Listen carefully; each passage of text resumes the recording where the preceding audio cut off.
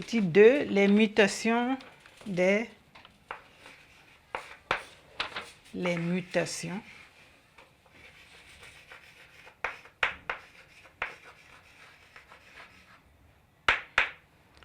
structures sociales.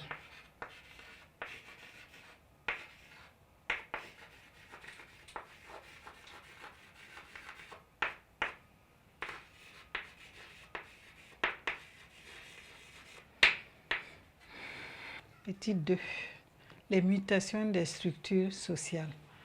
Après donc avoir analysé les facteurs des mutations, nous allons prendre chacun des éléments constitutifs et montrer comment il y a eu des changements au contact des facteurs que nous avons évoqués ci-dessus. En ce qui concerne les structures sociales, on peut dire que il y a eu beaucoup de changements, en ce sens que la famille, l'esprit communautaire qui prévalait auparavant a subi en tout cas une mutation parce qu'il y a eu éclatement de la grande famille et de la communauté. Maintenant, l'importance est accordée à la famille nucléaire, ce n'est plus la famille élargie, maintenant c'est la famille nucléaire, père, mère, enfant. C'est l'individu qui prime maintenant. Le statut de la femme a changé. Vous vous rappelez, nous parlions du fait que dans la société, c'était l'homme d'abord et puis la femme et les enfants ensuite. Donc la place de la femme a changé. La femme n'est plus reléguée au second plan. La femme a maintenant un statut social privilégié. La femme intervient dans les événements sociaux. Sur le plan politique, on parle même du quota genre pour lui donner plus de pouvoir. Et donc, on peut dire que ça, c'est un aspect positif. Le statut de la femme a évolué positivement. Les nouveaux milieux sociaux. Donc, à faveur de ces changements, on peut parler maintenant de nouveaux milieux sociaux parce qu'il y a les villages, les villes, où le mode de vie n'est pas le même. Les nouvelles catégories sociales, bon, il y a des activités nouvelles qui ont permis à certaines personnes de s'enrichir et ces personnes qui se sont enrichies constituent une minorité par rapport à la grande majorité qui est pauvre. On peut parler de bourgeoisie et de prolétariat. Donc, voilà les mutations dans la société africaine. Voilà. Après, donc, les mutations dans la société traditionnelle africaine, nous passons au petit 3, les mutations des structures politiques. Les mutations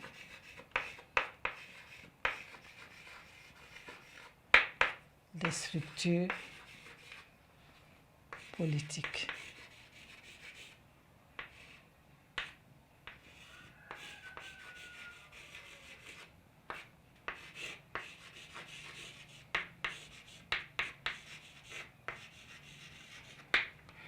Petit 3, les mutations des structures politiques. Il faut dire que la colonisation a porté un coup dur aux autorités traditionnelles. Si vous vous rappelez, pendant l'administration coloniale, certaines autorités politiques ont collaboré avec les colons, donc pour asseoir l'administration coloniale. Et après avoir collaboré avec les autorités coloniales, les autorités traditionnelles sont maintenant, ils n'ont plus de pouvoir politique, ils n'ont plus de respect, plus de prestige. Donc, il y a une perte de prestige des autorités politiques traditionnelles.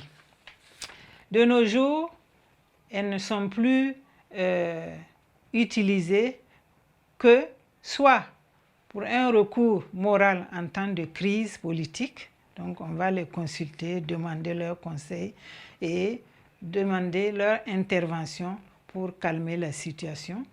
Ou bien, en période électorale, ces autorités coutumières sont recherchées parce qu'ils ont autour d'eux un certain nombre de sujets qui peuvent sensibiliser et glaner un électorat plus grand pour les hommes politiques. Voici maintenant leur rôle. Ils n'ont plus de prestige, mais ils contribuent. Ce sont les intellectuels qui ont pris la place et ils sont soit consultés pour résoudre les crises politiques ou bien utilisés pour aider les hommes politiques à rassembler un grand électorat. Voilà, voici donc les transformations politiques qu'il y a eu. Maintenant, on passe au petit 4. Les mutations des structures économiques. Petit 4. Les mutations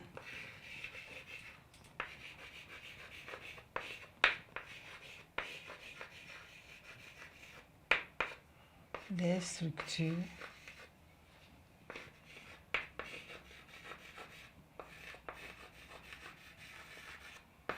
économiques.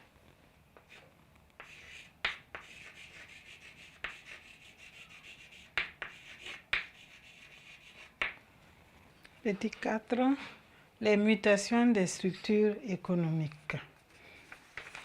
Il faut dire que les structures économiques africaines ont subi des mutations avec l'introduction de l'économie de traite.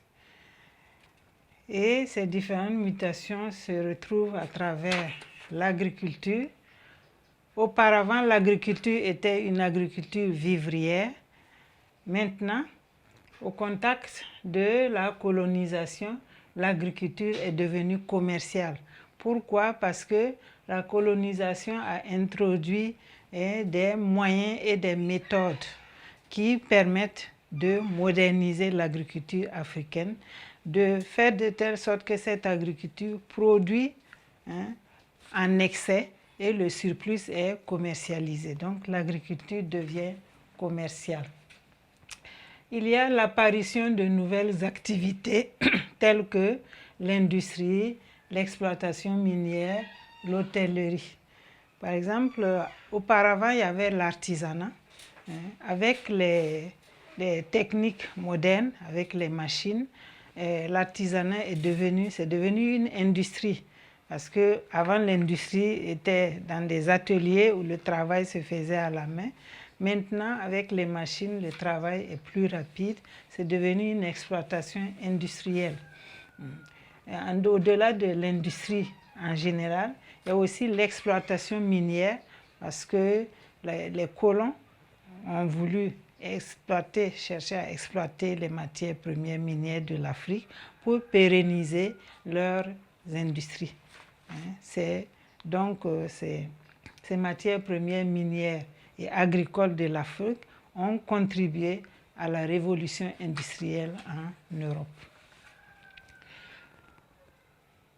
Il y a aussi la fin du commerce transsaharien. Le commerce transsaharien, c'est le commerce qui se faisait en Afrique, entre l'Afrique du Nord et l'Afrique noire. Donc, elle était effectuée par des Africains. Maintenant, avec la colonisation, le commerce transsaharien va prendre fin et les Européens vont introduire leurs produits en Afrique. Les Européens introduisent également la monnaie en Afrique. Avant, les échanges se faisaient par le troc. Il n'y avait pas de monnaie. Il y avait les cauris, mais bon, ça se faisait par le troc, échange de produit à produit. Les Européens apportent la monnaie. Et donc, la monétarisation de l'économie, elle aura des avantages, mais aussi des inconvénients sur la société africaine. C'est cette monétarisation de l'économie qui va créer de nouvelles activités, de nouveaux emplois, comme je l'ai mis à la fin, mais elle va aussi entraîner l'individualisme, parce que les jeunes vont gagner de l'argent et en gagnant de l'argent, ils oublient les valeurs traditionnelles comme le respect, la solidarité. La famille devient nucléaire. Donc voilà les transformations au niveau de l'économie générées par la colonisation. Nous allons maintenant au dernier point, petit 5. Petit 5. Les mutations des croyances religieuses.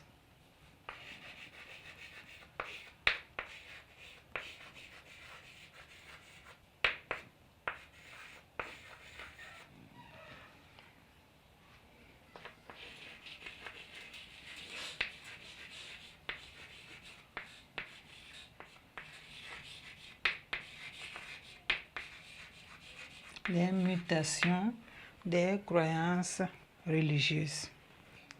Petit 5. Les mutations des croyances religieuses. Il faut dire que les croyances religieuses en Afrique ont été ébranlées par l'introduction des religions révélées comme l'islam, comme le christianisme. En tout cas, l'introduction de ces religions révélées a entraîné des conversions massives des Africains. Mais les Africains, certains Africains, en tout cas beaucoup, continuent à retourner aux sources. Parce qu'il y a des Africains, bien que musulmans ou chrétiens, continuent à aller consulter des devins, des guérisseurs, ce qui est contraire aux prescriptions des religions révélées. On note le fait que les Africains ont peur d'abandonner totalement leur religion traditionnelle, si bien qu'il y a de nouvelles formes de croyances, de religion, qui sont le mélange entre les nouvelles religions et la religion ancienne. C'est ce qu'on appelle le syncrétisme religieux. Donc les Africains, beaucoup d'Africains pratiquent aujourd'hui ce qu'on appelle le syncrétisme religieux. On peut prendre l'exemple du vaudou, qui est une religion du Bénin, qui a des valeurs de la religion ancienne et des valeurs nouvelles. Donc, ce mélange la forme ce qu'on appelle le syncrétisme religieux. Voilà ce qu'on peut montrer comme mutation au niveau des croyances religieuses. Le facteur fondamental, c'est l'introduction des religions révélées en Afrique. Nous sommes au terme de cette leçon sur les éléments constitutifs des civilisations négro-africaines. Nous avons montré ces différents éléments constitutifs et le fait que ces éléments constitutifs ont subi des transformations au contact de bien de facteurs comme la colonisation, la traite négrière, l'introduction des religions révélées comme l'islam, le christianisme. Bien que les civilisations négro-africaines aient subi des transformations, elles restent vivaces parce qu'il y a des caractères qui subsistent aujourd'hui. En plus d'avoir subi des mutations, les civilisations négro-africaines ont apporté aussi à d'autres civilisations. Dans les mutations, il y a des aspects positifs. Le fait, par exemple, que le statut de la femme ait changé, que la femme ait plus de considération que dans les sociétés traditionnelles, c'est positif. Mais il y a des aspects négatifs que nous avons soulignés également au travers de cette leçon. Le fait, par exemple, que les autorités politiques traditionnelles n'aient plus de prestige. Ça, c'est un désavantage parce que, comme on le dit, ces autorités ont un certain savoir qu'ils peuvent véhiculer aux jeunes et cela peut être favorable à une plus grande cohésion sociale. Merci pour votre écoute.